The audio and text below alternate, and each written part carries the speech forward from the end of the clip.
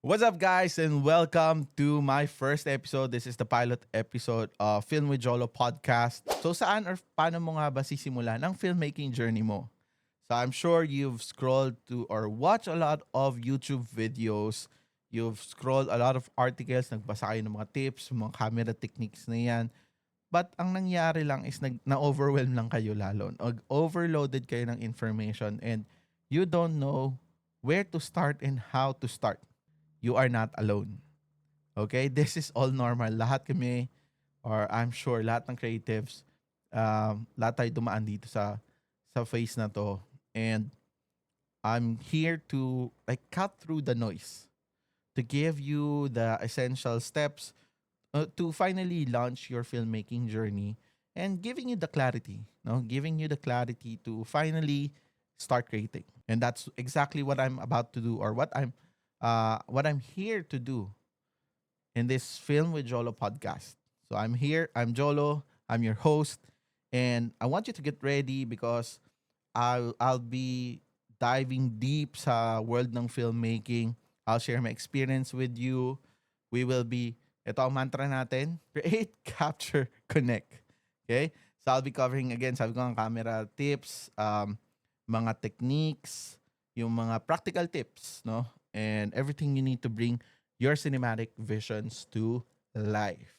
So whether you're a seasoned filmmaker, content creator, or ikaw ay bibili pa lang ng iyong first camera, you are welcome here sa podcast na to.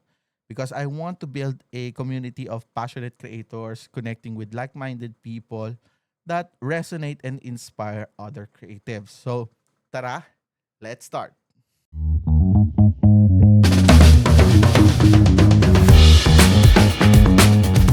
Okay, so let's be real.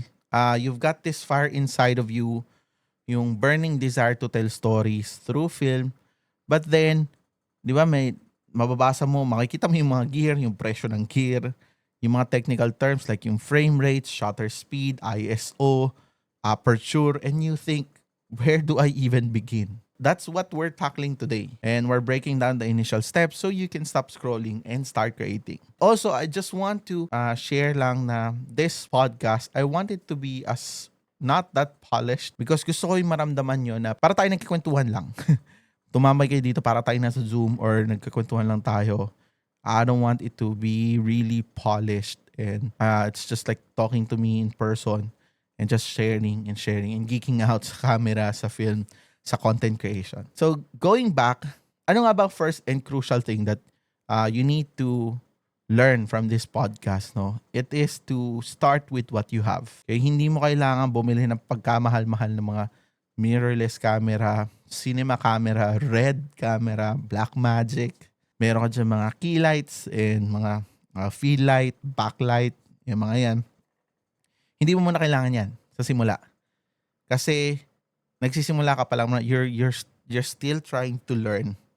And ine-explore mo pa talaga kung ano ba yung gusto mo talagang i-shoot or i-film. Kaya ang una-una mong dapat na gamitin is, of course, ano ba yung nasa bulsa mo na? Ano na ba yung available sa'yo right now? It is your phone.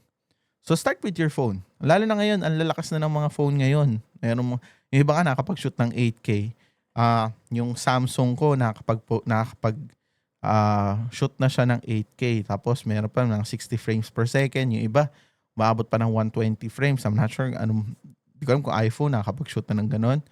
But yeah, meron nga ngayon sa S25 din nakapag-shoot na ng log videos. But yeah, you start with your smartphone. Huwag mo na kayong bumili ng mga camera.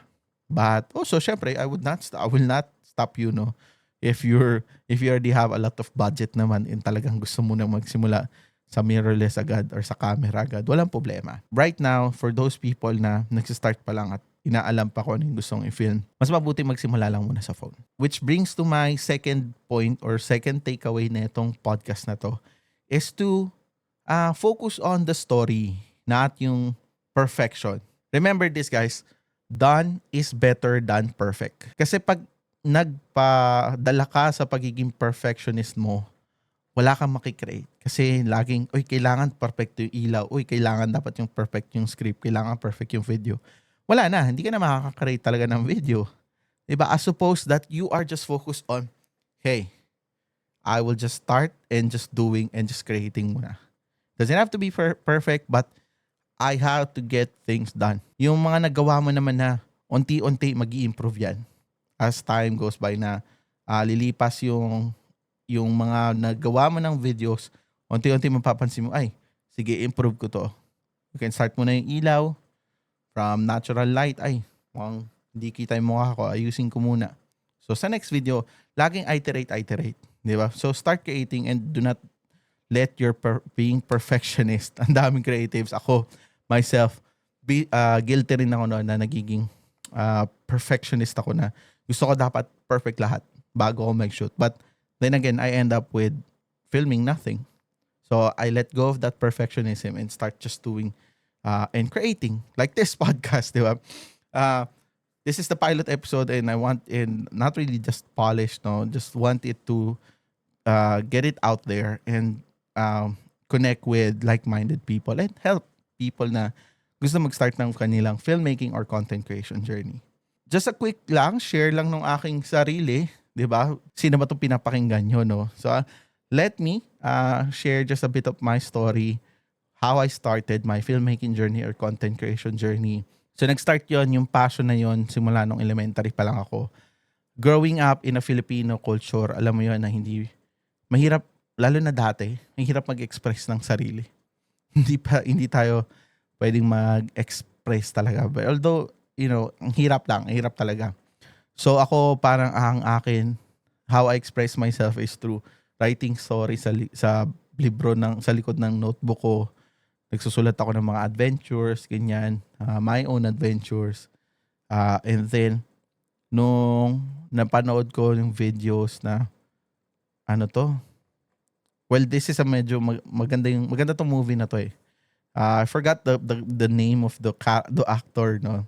But if I recommend you watching this movie, yung Pay It Forward. Search na natin yun. Pay It Forward. Yung bata kasi doon, yung bida doon, yun yung nasa Sixth Sense. Tingnan natin. Si Kevin Spacey, tsaka si Haley Joel Osment. Yun yung bida doon sa video or sa film na to. And really, it inspired me to what films can do to people. No, yung effect nung film, nung video sa isang tao, it can help you. It motivates you, helps you get motivated. It helps you inspire other people, and that's what I want. I want to help and inspire other people through my videos, through my film. So, yan lang. Nung parang tumanda ako, I started sa photo eh. Sa photo lang din talaga muna ako. Sa film camera pa nun. Film camera, disposable camera. I think it was a gift sa akin. So, nagkaroon ako ng disposable camera. Tapos, photo lang. Tapos, eventually, nagkaroon akong cellphone, ganyan. Shoot lang ng video. Tapos, ang pang-edit ko pa nun is Windows Movie Maker. If yun yung pang-edit mo before, alam ko na, nasa tito ka na. Tita ka na, no? So, but yeah, that was my editing tool back then. And I'm sure, alam ko meron ng CS5, CS6 ata yun or basta Adobe nun. But wala akong pambayad pa nun. Wala akong access sa tool. So, what I did is, I've just focused on what I have, which is my phone, and then yung PC, kaya yung Windows Movie Maker, and then yung gamit ko lang nun, cellphone. Yan, pang shoot lang, tsaka film for the photos. So eventually, fast forward 2019, that was the first time that I really invested sa isang camera. So I bought a Sony a6400. That's a crop sensor. Ibig sabihin nun, mas maliit yung sensor nun because there's a full frame and then crop sensor. So I started with that, and then that helped me